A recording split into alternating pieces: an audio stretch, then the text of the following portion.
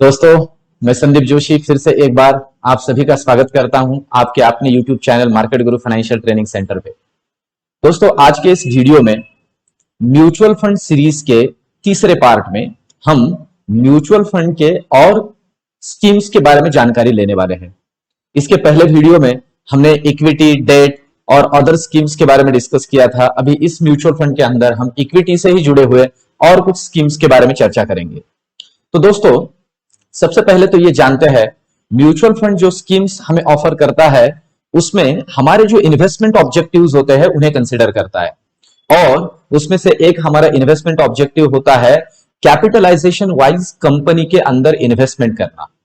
देखिए, मार्केट के अंदर जो अलग अलग कंपनीज हम शेयर बाजार में देखते हैं उन कंपनियों का तीन अलग अलग लेवल पे डिस्ट्रीब्यूशन सेग्रीगेशन किया जाता है और वो लेवल होती है, वो बेस होता है कैपिटल का, लागत का, पूंजी का।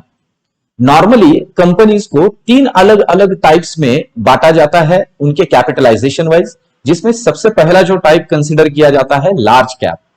दोस्तों, टेंटेटिवली कंसिडर किया जाता है ऐसे कंपनीज लार्ज कैप कंपनीज कहलाती है जिनका कैपिटलाइजेशन 20,000 करोड़ और उससे ज्यादा है, उन्हें नॉर्मली कहा जाता है लार्ज कैप कंपनीज।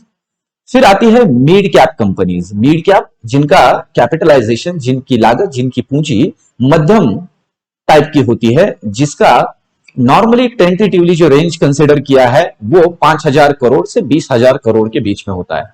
और आखिर में आता है स्मॉल कैप कंपनीज, मतलब स्मॉल कैपिटलाइजेशन वाली कंपनीज, छोटी पूंजी जिनकी है, ऐसी कंपनीज जिसे नॉर्मली 5,000 करोड़ से कम वाली कंपनीज के अंदर एक टेंटेटिवली इनको कंसिडर किया जाता है।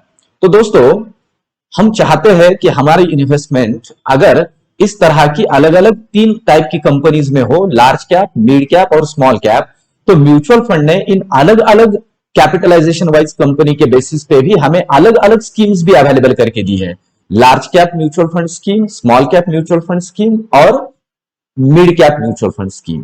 तो हम अगर चाहे तो ये अलग अलग स्कीम्स के अंदर इन्वेस्टमेंट कर सकते हैं, या फिर इसके अलावा म्यूचुअल फंड ने हमें और एक इन तीनों का भी कॉम्बिनेशन करके एक स्कीम अवेलेबल करके दी है और उसे नाम दिया गया है मल्टी कैप स्कीम।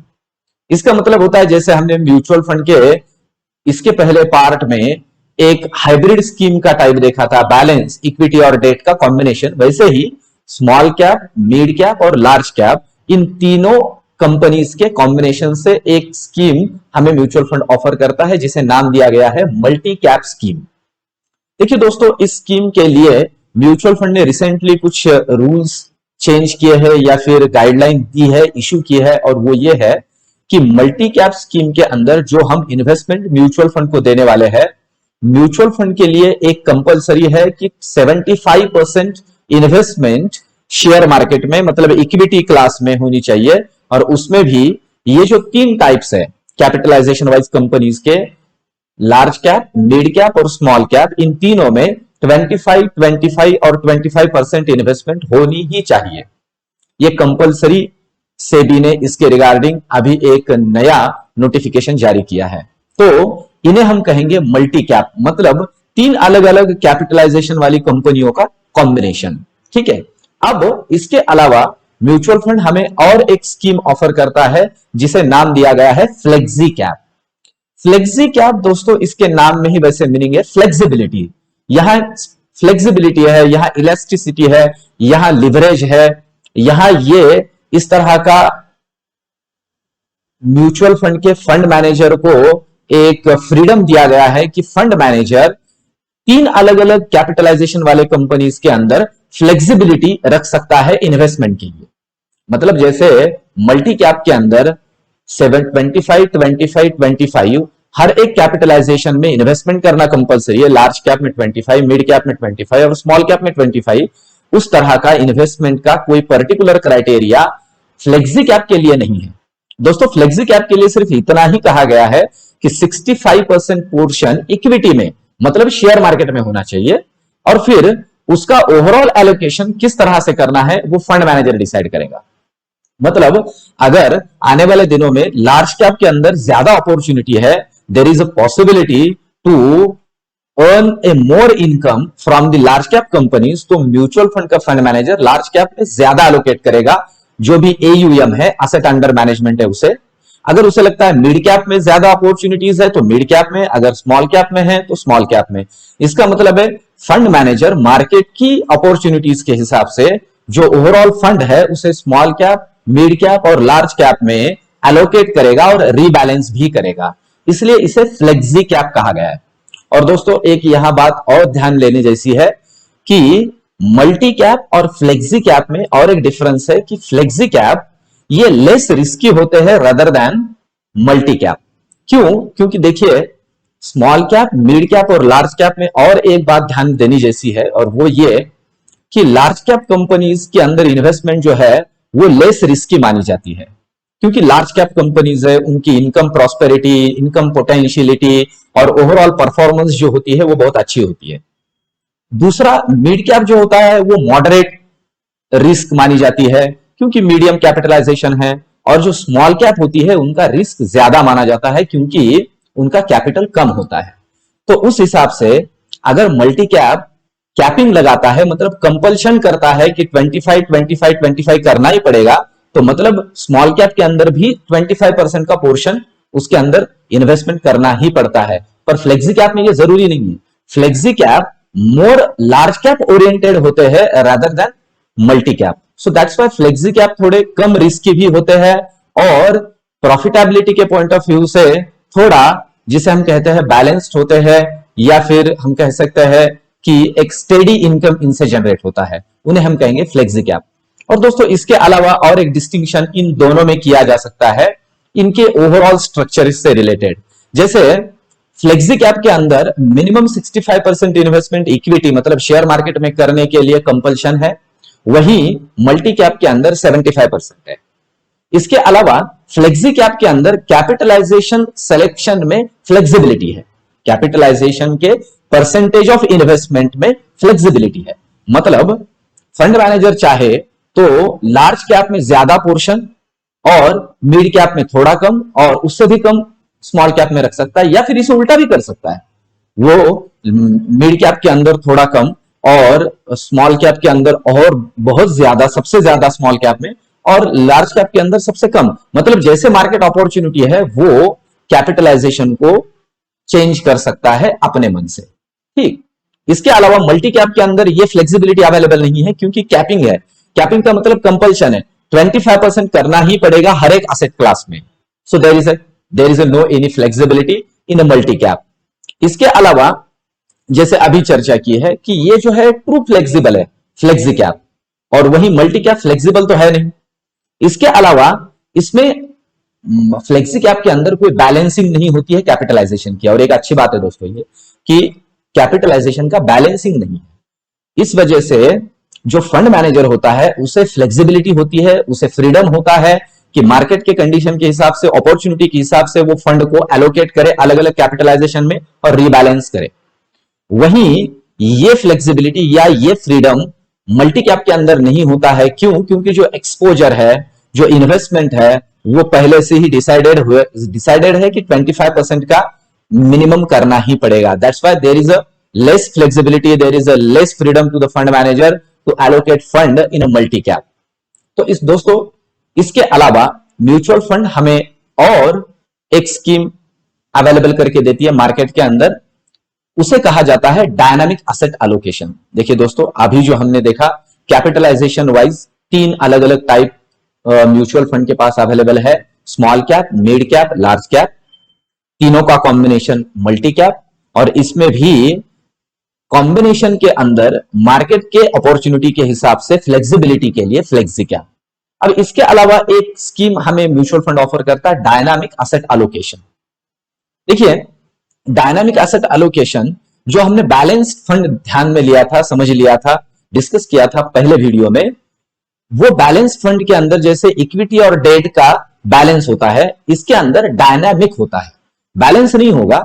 मतलब जैसे फ्लेक्सी कैप हमने अभी देखा उसी तरह का ये फंड होगा, ये स्कीम होगा जिसके अंदर फंड मैनेजर के पास अपॉर्चुनिटी है कि वो मार्केट में इक्विटी और डेट के अंदर इन्वेस्टमेंट कर सकता है, पर उसमें कोई कंपल्शन नहीं है कि 60-40, 50-50, 70-30 इस तरह का एलोकेशन नहीं है। मार्केट में जिस तरह की अपॉर्चुनिटी है उस तरह से इक्विटी और डेट क्लास में फंड मैनेजर इन्वेस्ट करेगा। डायनामिक, उसे कम ज्यादा भी कर सकता है। अगर मार्केट में कंसिडर कर लेते हैं मोस्ट प्रोबेबली ना, इस तरह के इन्वेस्टमेंट के लिए किन्हीं बेंचमार्क को यूज करता है म्यूचुअल फंड। जैसे नॉर्मली डायनामिक एसेट एलोकेशन जैसे स्कीम्स के लिए म्यूचुअल फंड यूज करता है इक्विटी वैल्यूएशन इंडेक्स को एज अ बेंचमार्क। जैसे ये देखिए, यहां इक्विटी वैल्यूएशन इंडेक्स हम देख रहे हैं। इक्विटी वैल्यूएशन इंडेक्स का मतलब होता है इक्विटी का वैल्यूएशन, मतलब शेयर बाजार का वैल्यूएशन। अगर शेयर बाजार महंगा है तो ज्यादा पोर्शन डेट के अंदर होगा इन्वेस्टेड, और अगर शेयर बाजार अभी सस्ता है, मतलब इक्विटी सस्ती है, तो ज्यादा पोर्शन इक्विटी के अंदर इन्वेस्टेड होगा, डेट में कम होगा। इस तरह से जैसे जैसे अपॉर्चुनिटी होगी, जैसे आप देख पा रहे हो यहां पे देखिए, ये जो डार्क हरा साइट है या फिर एक हॉरिजॉन्टल लाइन है जिसके अंदर लिखा है एग्रेसिवली इन्वेस्ट इन इक्विटीज। मतलब अगर मार्केट इस जोन में होगा, जैसे हम देख पा रहे हैं अभी यहां पे कि अभी रिसेंटली 2019 या अप्रैल 2020 के अंदर मार्केट नियर अबाउट इस जोन के अंदर आया था। ठीक है, 2020 अप्रैल में मार्केट इस जोन में आया था। जब कोरोना पेंडेमिक की वजह से मार्केट गिरा था तो इस जोन में आया था कि जहां इक्विटी बहुत सस्ती है। इसके अलावा और थोड़ा अगर हम आगे जाते हैं तो यही मार्केट आगे अप्रैल मई तक चला गया था इन्वेस्टेड इन इक्विटी, मतलब इक्विटी में इन्वेस्ट कीजिए बट एग्रेसिवली नहीं करिए। मार्केट ठीक ठाक है, आप कर सकते हो। इसके अलावा यही कलर में अगर हम थोड़ा ऊपर जाते हैं तो हम देख रहे हैं पीला कलर जिसके अंदर दिखा है न्यूट्रल। अभी न्यूट्रल का मतलब होता है इक्विटी में भी कर सकते हो उतना ही और डेट में भी कर सकते हो उतना ही, मार्केट न्यूट्रल है। और अगर अब हम थोड़ा और ऊपर जाते हैं, जैसे अभी इस पीरियड में मार्केट हम देख रहे हैं incremental money in debt, particularly कहा गया है कि मार्केट महंगा है। ठीक है, मार्केट अभी महंगा है, मार्केट का पी अभी ज्यादा है। बेसिकली इन बातों के बारे में पी या इक्विटी वैल्यूएशन इंडेक्स या ये जो स्कीम्स हम देख रहे हैं दोस्तों, इनके लिए भी मैं सेपरेट वीडियोस बनाने वाला हूं अलग अलग। उन्हें उसमें बहुत डिटेल में स्कीम्स को मैं आगे आपको एलाबोरेट करूंगा, उन्हें समझाऊंगा वो स्कीम किस तरह से वर्कआउट होती है और बाकी सारे एस्पेक्ट उसके अंदर मैं कवर करूंगा। अभी हम जस्ट ओवरव्यू कर रहे हैं म्यूचुअल फंड कौन कौन से स्कीम्स देता है और उन्हें समझने की कोशिश कर रहे हैं। तो इंक्रीमेंटल मनी इन डेट जो अभी का पीरियड है उस हिसाब से, और अगर हम थोड़ा और आगे जाते हैं तो बुक पार्शियल प्रॉफिट ऐसे दिया है। इसका मतलब इक्विटी बेचिए और पैसा निकाल के डेट में रखिए, क्योंकि अभी इक्विटी बहुत महंगी है, डेट के अंदर पैसा रखिए। जैसे जैसे इक्विटी सस्ती होगी फिर उसी तरीके से हमारा जो मनी है उसे एलोकेट करेंगे इक्विटी के अंदर। तो नॉर्मली इस तरह के इंडेक्स यूज होते हैं बेंचमार्क के तौर पे डायनामिक एसेट एलोकेशन के लिए। तो दोस्तों ये हुआ डायनामिक एसेट एलोकेशन। इसके अलावा म्यूचुअल फंड हमें और एक स्कीम अवेलेबल करके देता है और उसे कहा जाता है फंड ऑफ फंड। मतलब ऐसी स्कीम जो म्यूचुअल फंड के ही दूसरे स्कीम में इन्वेस्ट करती है, या फिर ध्यान दीजिए इसके अंदर म्यूचुअल फंड के फंड मैनेजर को यह फ्रीडम होता है कि वो खुद के ही स्कीम में इन्वेस्ट कर सकता है दूसरे किसी, या फिर दूसरे म्यूचुअल फंड के भी किसी स्कीम के अंदर इन्वेस्ट कर सकता है। नॉट नेसेसरी अपने ही दूसरे म्यूचुअल फंड के भी अच्छे स्कीम्स के अंदर वो इन्वेस्ट कर सकता है। रिस्क पर्सपेक्टिव से ये स्कीम ना कम रिस्क की मानी जाती है, क्योंकि ये पैसिव फंड मैनेजमेंट है जिसके अंदर फंड मैनेजर एक्टिवली मार्केट के अंदर सिक्योरिटीज को सिलेक्ट नहीं करता है, तो जो दूसरे अच्छे अच्छे स्कीम्स चल रहे होते हैं उनमें ही इन्वेस्ट करता है। तो ये एक रिस्क पर्सपेक्टिव से एक कम रिस्की और एक अच्छी स्कीम मानी जाती है। Fund of fund, mutual fund दूसरे ही किसी फंड के या खुद के ही फंड के स्कीम्स में इन्वेस्टमेंट करेगा, डायरेक्टली सिक्योरिटीज मार्केट में इन्वेस्टमेंट करने के बजाय। इसके अलावा दोस्तों एक स्कीम हम सभी लोग सुनते हैं, इसके बारे में हमने शायद से कभी पढ़ा भी होगा, उन्हें कहा जाता है एक्सचेंज ट्रेडेड फंड या एक्सचेंज ट्रेडेड स्कीम्स। मतलब ऐसे म्यूचुअल फंड की स्कीम्स जो कि एक्सचेंज पे ट्रेड होती है। इसका मतलब है आप जैसे शेयर्स खरीदते हो आपके ट्रेडिंग अकाउंट के जरिए और बेचते हो, वैसे ही इस स्कीम के यूनिट्स को आप खरीद भी सकते हो और बेच भी सकते हो स्टॉक एक्सचेंज पे। इसलिए उन्हें नाम दिया गया है एक्सचेंज ट्रेडेड स्कीम्स। इनकी लिक्विडिटी बहुत अच्छी होती है क्योंकि आप शेयर्स के जैसे खरीद और बेच सकते हो इनके यूनिट्स को। और इसमें भी आपने बहुत बार एक नाम सुना होगा एक ETF का, एक्सचेंज ट्रेडेड फंड का, और वो है निफ्टी 20। दोस्तों नॉर्मली निफ्टी 20 का नाम कंफ्यूज करता है, बहुत से लोगों को लगता है इसका 20 से रिलेटेड है, 20 से कोई रिलेशन है, मतलब 20 नंबर से कि ये 20 कंपनियों में इन्वेस्टमेंट करता है। ऐसा नहीं है, actually Nifty 20 benchmark exchange traded scheme 20 इस तरह से कहा गया है। मतलब ये जो स्कीम है वो शेयर मार्केट के अंदर नेशनल स्टॉक एक्सचेंज का जो एक इंडेक्स है जिसे हम निफ्टी के नाम से जानते हैं, ये निफ्टी में इन्वेस्ट करता है। समझ लीजिए, निफ्टी में इन्वेस्ट करता है। मतलब इस स्कीम के जरिए आप निफ्टी खरीद सकते हो। अब समझिए, निफ्टी जो है वो कोई सिक्योरिटी नहीं है, निफ्टी कोई शेयर नहीं है, निफ्टी एक वेटेड एवरेज इंडेक्स है। दोस्तों इसके बारे में भी मैं आगे एक वीडियो बनाऊंगा जिसके अंदर समझाऊंगा कि वेटेड एवरेज इंडेक्स क्या होता है। अभी के लिए तो इतना समझिए कि एनएससी के ऊपर लिस्टेड हजारों कंपनियों में से एनएससी ने अलग अलग सेक्टर्स की जो अच्छी से अच्छी 50 कंपनीज है उनका एक इंडेक्स बनाया है। 50 या 51 वो चेंज होता रहता है, पर नॉर्मली 50 होते हैं। तो 50 कंपनियों का ये वेटेड एवरेज इंडेक्स है, ठीक है। तो इसे नाम दिया गया है निफ्टी। अलग अलग कंपनीज का वेटेज उसके अंदर अलग अलग है, इस वजह से उसे वेटेड एवरेज इंडेक्स कहा गया है। तो हम निफ्टी को खरीद सकते हैं इस स्कीम के जरिए। देखिए दोस्तों, ऐसे तो वो पॉसिबल नहीं है। फ्यूचर एंड ऑप्शन के अंदर वो खरीदा जाता है, पर उसके लिए भी समय का लिमिटेशन होता है, पीरियड होता है, 1 महीना 2 महीना या 3 महीने के लिए नॉर्मली। पर यहां आप उसे खरीद के रख सकते हो। मतलब ये जो निफ्टी 20 स्कीम है ये आपका इन्वेस्टमेंट निफ्टी के अंदर करेगा, और जैसे जैसे निफ्टी परफॉर्म करेगा निफ्टी 20 परफॉर्म करेगा।